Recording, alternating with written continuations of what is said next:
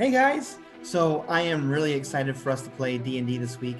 It'll be a really good time, but there are some things that you guys should know in order to have a really good time. Now, I have said it in our meeting we had on Tuesday. Our goal is to make this super easy, super accessible. If you do nothing, you will show up and have a good time. Yeah. One of the first things we gotta do is we gotta make a character. Now, if you don't make a character, I've got plenty of extra ones, but it's more fun when you get to make your own character and create your own backstory idea or pick some of the things you think are cool. And so I want to show you guys just really quickly how you can make a character for Dungeons and Dragons. So I'm going to go ahead and share my screen here. This is D&D Beyond. D, the letter N, D, beyond.com. It's a really cool tool that allows you to be able to create characters. And so you can click on register if you don't have an account yet. I know some of you already do, so you can just sign in at that point. And you click register. And all you need to do is just sign in with Google if you have a Google account already. If you don't have one, then make one, or let me know. We'll figure something out. Again, super flexible, super easy. Now, I've already got an account, so I'm going to go ahead and close this window. And so now I'm going to go to create my new character. So I'll go over here to the left where it says creations, and I'm going to pick my characters. All right, so you can see I've been busy with lots of characters. I'm going to create a new character right up here in the top. Create a character. All right, and I've got 3 options here. Again, if you don't really care, you can pick randomize and it will just spit out a character in about 10 seconds. Easy. If you want to have some input in your character, you can choose quick build, and you can get some choices of some options of what you want to make. Or you can pick standard and you can go through the traditional build of a character. I know some of you have already have characters you've played with me in the past. You've got maybe something on a piece of paper right now. You can probably just use standard and put everything in there you've already learned from your character and just put it in there for a new one. To try and meet you guys in the middle here, I'm going to pick quick build. All right, so race. Garen, tell us quickly in about 10 seconds, what is race? So race is essentially what your character is. It could be a human, a dwarf, an elf, a half-elf.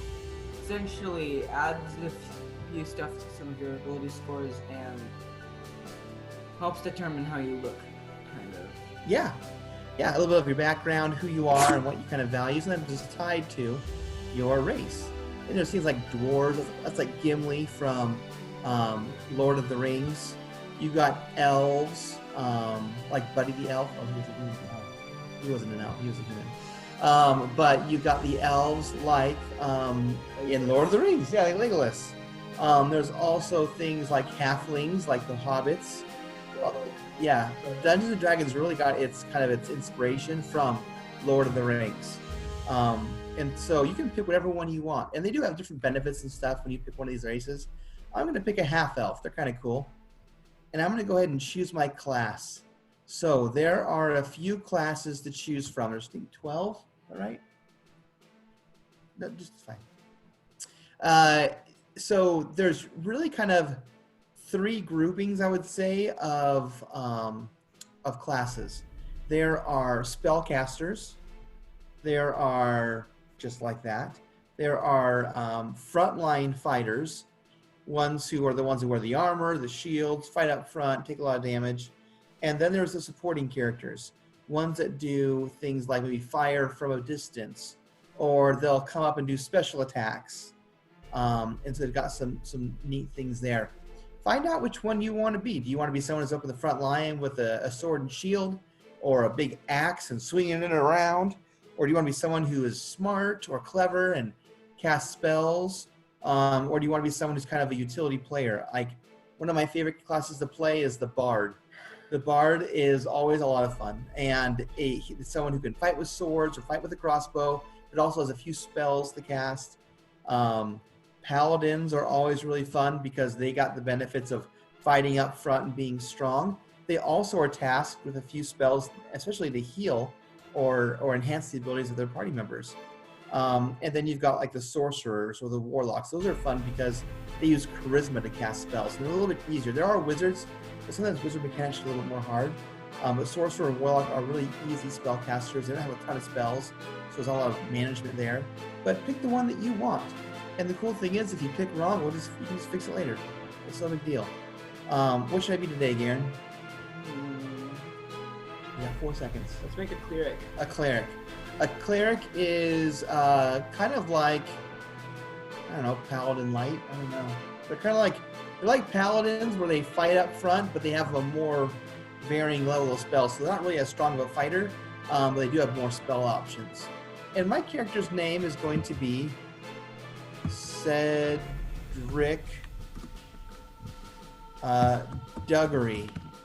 It's a very original name.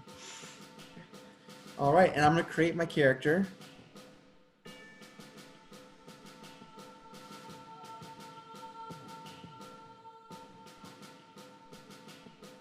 And that's it.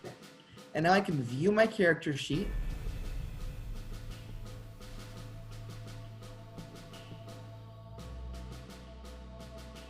All right, and there he is. So you can see he's got a mace to fight with. He's got a light crossbow. He can fire from a distance. And there's all kinds of stats on here right now. Don't worry about it. We'll talk about it. We'll take it turn by turn, and I'll walk you guys through all the things. Feel free to look at it and get to know it a little bit better. Basically, these are your main stats, and these are your skill stats of, like, if you want to persuade someone of something, you get to add 40 whatever you roll. So you're kind of like, you're good at persuading people to do things. And then you've got your actions. You've also got your spells that you can cast, like Cure Wounds or Bless. And if you put your mouse over it and click on it, over here on the right, it gives you a description of what it does. All right, so one last thing with this character here, Cedric Duggery. I don't know, you guys, that has nothing to do with anyone else.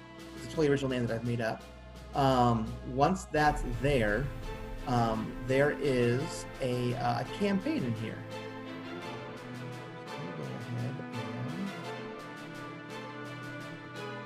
There's a campaign that we made for this. So I'm going to click on this new tab, and I'm going to paste this link that you guys will have in the sheet that has this video on it so you can see it. And you can see here, this is our campaign, The Missing Shipment. And I can choose, like, you'll only have one character, so it's pretty easy, but I'm going to choose Cedric Duggery and add him to the campaign. And there we go. It gives me a little precursor what the campaign is going to be about. Shows me a map of where we're going to be. And so you'll see the rest of everyone else added in here. The cool thing is that I can see everyone's characters, and I can start thinking about ahead of time what I want to do with you guys and what I want to help you guys accomplish. Here we are. So here is our problem to solve. This is not what we'll be doing on Tuesday, but this is an example. You can see here, I'm going to go ahead and move around, is that we've got this cave. And inside the cave is the captain of the goblins.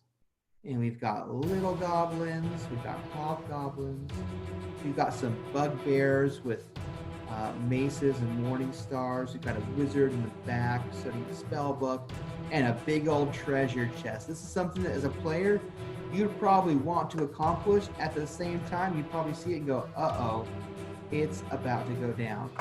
And so over here, we've got our players. So we've got this elf guy. You can tell he's got like a, perfect, yeah, right there. He's got a bow and a sword. He's probably a ranger. If you look at those classes, he's able to shoot a bow from a distance and also have a very swanky cape. So if you think about your players entering this cave here, where might Garen and Ranger go? Just move from there. Maybe in the front to be rolling a stealth to try to sneak ahead. I would probably put him in the back and have him fire with his bow. That's the ultimate strategy. You don't want to get too complicated. Okay, next. Pick another one, Garen. All right, we got this warlock-looking tiefling. Tieflings are kind of like descendants of demons. But don't worry, this is a family-friendly game. This one here is casting a spell. So where might we put our spellcaster, Garen? In the back so they don't die. They're very squishy. They have very little health. That's right. All right, what else, Garen? Look at that guy. This is an Azamar. And you can see there, he's got armor on. He's got a sword and a shield. He's probably a paladin. I usually play him as a paladin. Where should he be, Garen? Maybe near the front to protect the squishies. Perfect. Guys. All right, who else we got? Look at that, the bard. He's got a little guitar on the back there. He's got a couple swords. He's an all-around good time guy. So bards are cool because they're like generalists. They can do all kinds of stuff. Where should we put him, Garen? I'd put him in the front. He only has an excuse to have the bard, Die. have interesting times. Okay. All right. So Garen, what do you think this guy is here? This dark elf? Most definitely a rogue. A rogue. Where do rogues typically hide out? A little ahead of the party in a good stealth position, waiting to stab the nearest unsuspecting enemy in the back. I'm to the movie, hiding behind a rock. All right, great. All right, who else do we have in our menagerie? We've got the bird. A bird. All right. And the wizard. And the wizard. So we got this wizard here with a bird helper. You can see here he's probably a human, but he looks pretty dark. So he's probably a little bit of a tortured soul there. All right, go ahead and throw him on the board, Garen. Where do you think wizards would go? Definitely in Squishy Zone. In Squishy Zone. And his bird? He wants his boy. Maybe a little ahead of government. Perfect. And lastly, who do we got? Got this fighter. Old Faithful right here. We got an elf fighter. So I'll tell you guys, fighter is the easiest class. Yep. If you're like, I don't know anything about anything, I'm only good at sports, that's cool. You can be a fighter, and that's kind of like the jock of Dungeons and Dragons. And so be the fighter. There's not very many options for them. They basically just run in and hit stuff, which can be a lot of fun. And so we're going to put that fighter at, Garen. Very, very fun, because he's the king of all things. That's what they do. So look at this. We've got our party here. We've got the bad guys they're going to be fighting against. And you can tell here is that everyone's kind of set. This is the setting of the board. And then we choose who goes first. We call it rolling initiative. Basically, you roll a... Here you go. Take these, Garen. Roll the 20-sided one.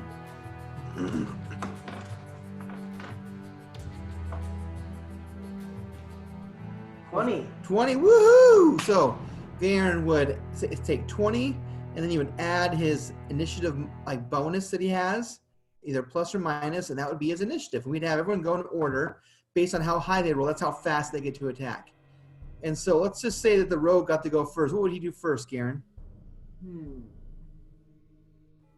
I have the rogue.